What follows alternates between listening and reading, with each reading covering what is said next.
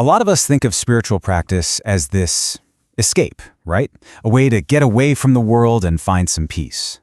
But what if the real path isn't about escaping at all? What if it's about integrating? That's what we're going to dive into today, this incredible framework for being both deeply awake and a genuinely mature, wise human being in this crazy, complex world of ours. I mean, have you ever felt this? You have this moment of profound calm and meditation. Everything feels right, and then it's just shattered the second you check your email or get into a conversation with family. This quote just nails that feeling, doesn't it? It points right to the central problem we're talking about today. That gap, that disconnect between our inner peace and our actual everyday lives. So, the big question is, how do we bridge that gap? Well, the framework we're exploring here has this really elegant answer. It's built on two complementary disciplines. Let's start with the first one, the inward journey. We're going to call this waking up. Okay, so what does waking up even mean? The key thing to get here is that it's not about adding something new to yourself. It's not another skill to acquire. It's about remembering. Waking up is that classic goal of meditation, right? It's that moment of realizing you're not your thoughts, you're not your emotions, you're not even your circumstances. You're the awareness, the space in which all of that stuff is happening. And when that clicks, it's this profound shift that just dissolves that nagging feeling of being a separate, isolated little self. So the path to waking up involves stuff you've probably heard of, mindfulness, contemplative practice. But the real magic is in the outcome. Look at this shift right here. Going from feeling like life is happening to you, like you're a victim of circumstance, to experiencing life flowing through you. That right there is the source of a truly unshakable inner freedom. A kind of peace that doesn't care if your day is going great or if it's a total disaster. All right, so unshakable inner freedom. That sounds like the end goal, right? The finish line. We're done. But here's the twist, and this is probably the most important idea in this entire framework. That profound awakening, it's only half the journey. It's not the end of the road, not even close. So if that's only half the journey, what's the other half? Well, if waking up is all about the internal work, then growing up is its absolutely essential, outward-facing partner. Growing up is where the rubber meets the road. It's about taking all that inner clarity you found and actually putting it into action in the real world. It's the hard work, and it is hard work, of becoming a mature, responsible, emotionally intelligent person. It means you don't get to use your spiritual insights as a get-out-of-jail-free card to bypass the messy, beautiful, and super difficult parts of life and relationships. No way! You bring your full presence right into the heart of all of it. And this path is anything but passive. It's active. It demands that we look at the parts of ourselves we'd much rather ignore, what psychologists call our shadow. It's about rolling up our sleeves and developing the actual skills of maturity, like genuine empathy, taking real responsibility for how we affect other people, and figuring out how to communicate with both compassion and clarity. It's a tall order. And this slide? This is where it all comes together. This is the big aha moment. It shows us exactly why you need both.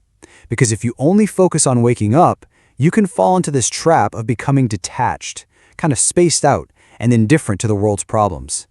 On the flip side, if you only focus on growing up, you might just end up with what's called a spiritual ego.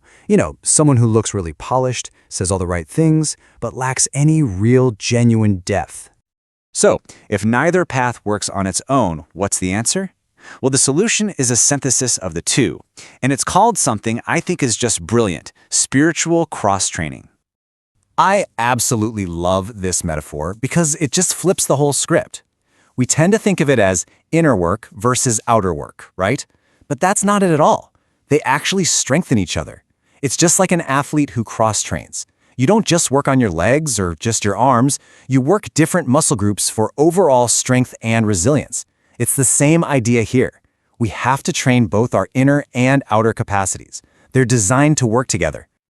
So what does this soul's workout actually look like on a practical level? Well, it's not about choosing one or the other. It's all about the plus. It's meditation plus asking yourself the tough questions. It's finding that inner stillness plus getting out there and serving others. It's cultivating that deep sense of presence and then connecting it to a purpose that's bigger than just you. Okay, so why does this matter so much right now in the world we live in? Because, let's be honest, the challenges of our modern world are intense. They demand so much from us. And a one-sided approach to spirituality, it just won't cut it anymore. Think about the strange paradox we're all swimming in. We have more ways to connect than ever before in human history, yet study after study shows we're lonelier than ever. We are drowning in a sea of information, but we are absolutely starved for real wisdom. An environment like this screams out for an integrated practice, doesn't it? So this integrated approach gives us two things that we desperately need to survive and thrive today. The waking up part, that's our anchor. It roots us in this deep sense of presence and stillness so we don't get completely swept away by all the chaos. And then the growing up part, that's our compass. It gives us the emotional and psychological tools to actually navigate our lives, our work, our relationships, with real skill and with heart.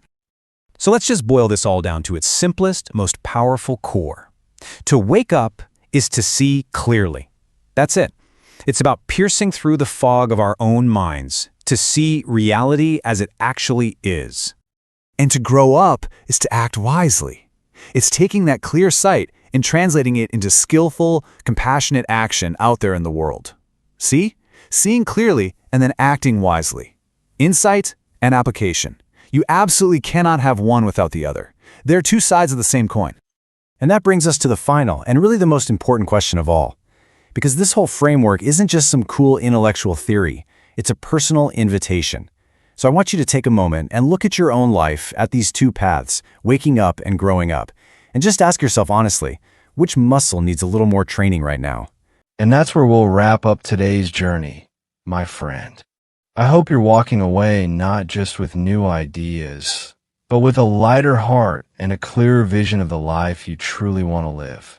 If you're ready to go even deeper, to uncover the hidden truths about life they never taught you, then I've created something special for you. My PDF, The Truth About Life You Were Never Told, is waiting for you with insights that can change the way you see everything. You'll find the link in the description box below. Just give a click and take the next step in your journey. Until next time, keep your heart open, your thoughts high vibe, and your soul curious. This is the High Vibes Podcast. If you like this episode, please subscribe so you don't miss out our coming videos. See you in the next one.